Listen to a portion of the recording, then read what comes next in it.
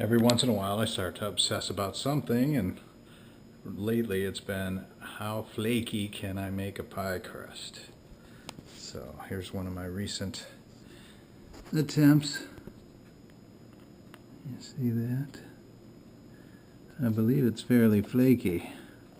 It's got a coating of sugar and it was brushed with an egg wash before it was baked. I cut this pie hole. Look at that, beautiful. It's Thanksgiving, I gotta wait. But I can show you how we got to this point. So, and the secret is use butter, big chunks of butter. Don't grind it all in. And also keep everything super cold as you work the dough. So let me show you how it was done.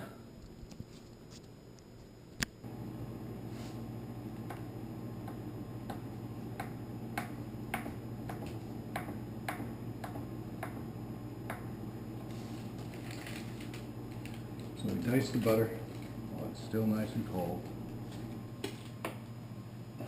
And put it in the bowl with the flour mixed with a teaspoon of salt and a tablespoon of sugar. We're going to mix it around with our hands, or you can use a spatula. That keeps it even colder. You want that butter cold, but it's so easy, I don't know if you can see that, to break up these little cubes that you made and get flour on all sides of them by just using our fingers. So that's better than a spatula in this case. It means the oven is preheated to 415 degrees. We're not going to cook our pies there. We're going to cook them at 350. But you preheat the oven to 415, and then after 15 minutes of the pie in the oven, you drop the heat to 350.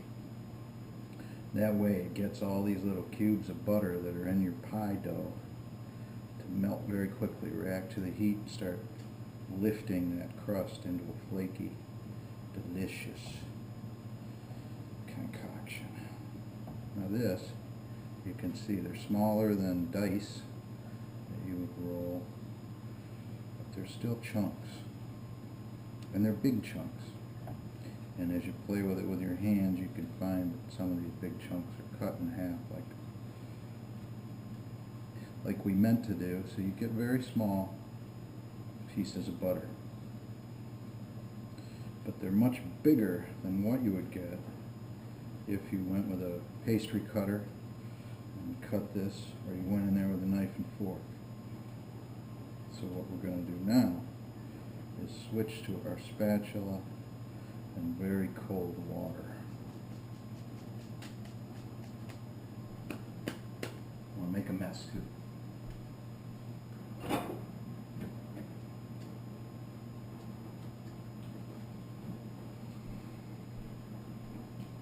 I think the recipe calls for a cup of water.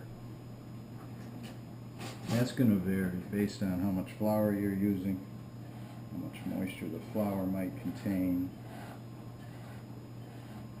Lots of variables. So what we're trying to do is slowly, a little bit at a time, add this water so that we don't overshoot and make a dough that's too sticky to work with.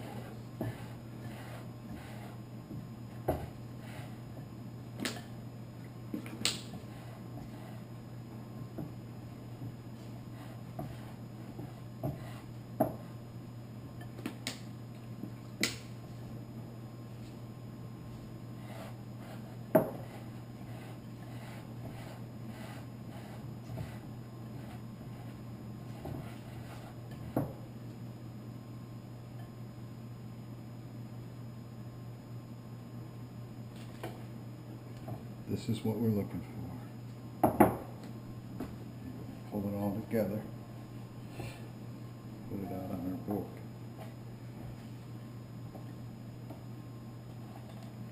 Without making too much of a mess. We want to get it into a ball so that we can wrap it in saran wrap and put it in the fridge. I'll show you what that looks like when it's been in the refrigerator for about an hour. It had a chance to chill, and the flour has chilled with it. And now what you're looking at is a beautiful dough, and you can see chunks of butter in this pastry. It's beautiful.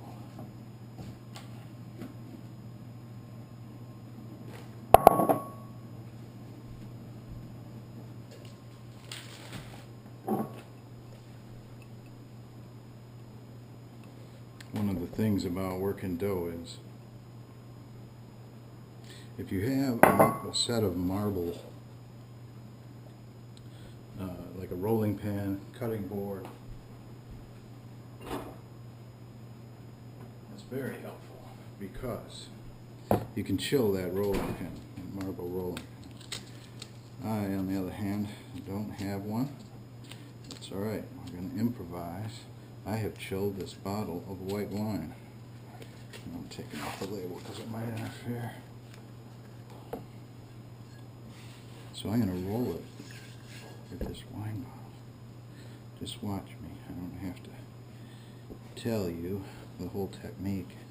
If you can see it with your own eyes, it's always helpful.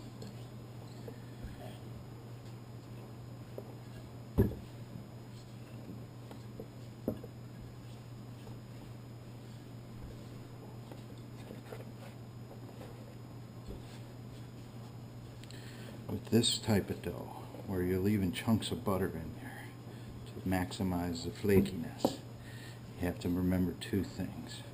Plenty of flour while you're rolling it out so you don't stick. And keeping everything as cold as you can. This cold wine has some thermal inertia. I can feel how cold it is on my hands as I'm rolling out the dough, and the dough is getting nice and thin. It's not sticking because I'm using enough flour. It's starting to look real good. And here's the cool thing about it. I don't know if I can show you this. Those chunks of butter, the sunlight just shines right through the dough. That's how extreme we're getting with the maximizing the flaky crust. Now with a pumpkin pie, or with the bottom of an apple pie, the crust can't lift like it does on the top because it's got the pressure, the weight of the filling, pumpkin or the apple. So I've experimented with trying to bake that crust, pre-bake it, but I have not had enough success to say, hey, here's a good method. Now, we're going to make a small pie. This will do apple. So maybe just a little bit more roll. It should fall. You getting excited? I know, it's exciting stuff. Okay, hang on. My New Year's resolution will be to invest in a good tripod. Right now we're improvising. That is about where we want it thickness-wise.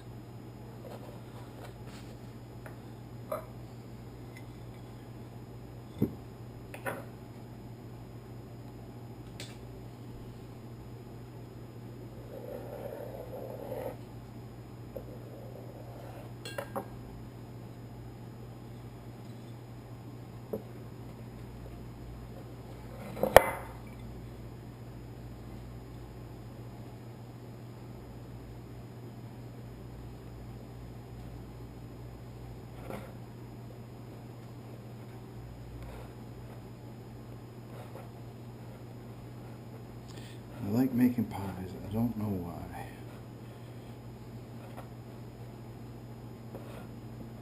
It doesn't matter. If I like it, I'm going to do it. Alright, let's see if we can get the proper size cover for this pie. Need to roll it a little more, which we're about to do.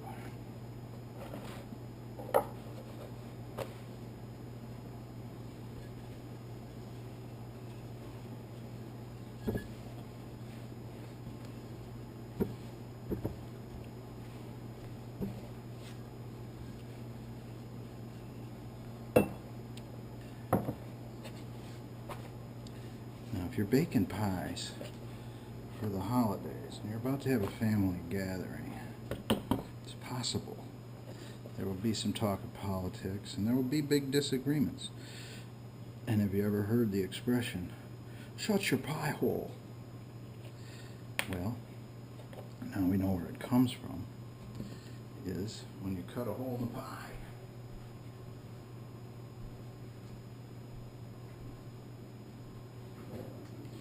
And then when you bake it, it looks like a mouth. So saying shut your pie hole is saying shut your big mouth. I am cheating because I got so much cooking to do today. And this filling is so great and so cheap and easy. So I'm just making a nice, delicious apple pie.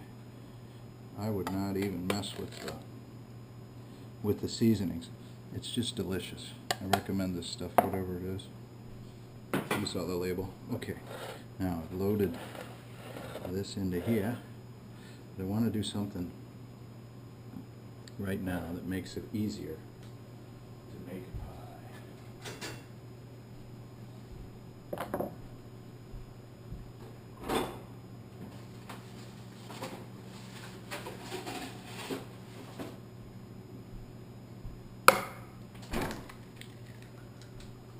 Let that sound. You take an egg and you beat it.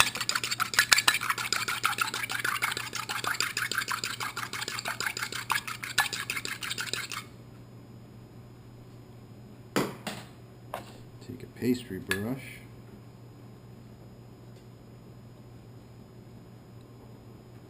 I'm just going to go around the edge and use this like a glue to glue the top and bottom together.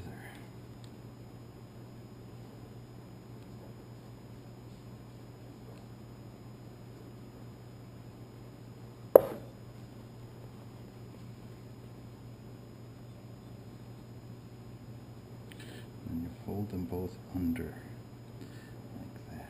You're rolling the top over the bottom. We'll worry about making this pretty later. Now we're mushing it together. Our oven should be heated to 415. We're going to turn that down to 350, 15 minutes after we put this pie in the oven. Okay. I want this to look homemade, but like I tried to make it pretty. But the taste is the main thing here. This is beautiful. I like this pie pan too. You may have noticed it's only like 7 or 8 inches across, not the typical 10 or 12. So it makes for a little pretty little pie. I'm taking the egg wash and brushing it on. There's 2 reasons for that.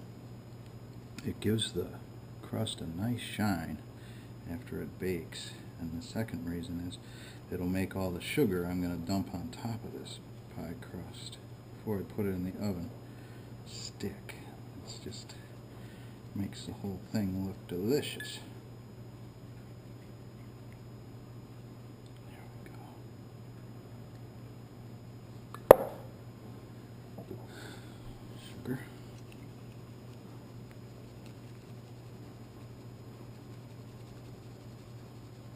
I like a lot of sugar on this apple pie. I like a lot of sugar, always.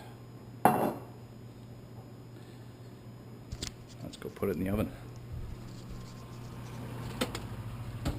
Oh, she's a beauty.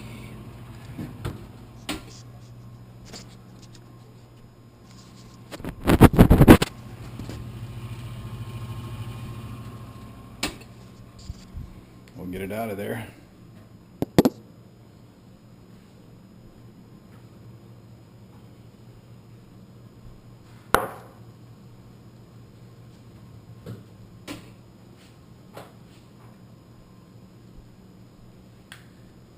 Well now, a sweet little apple pie.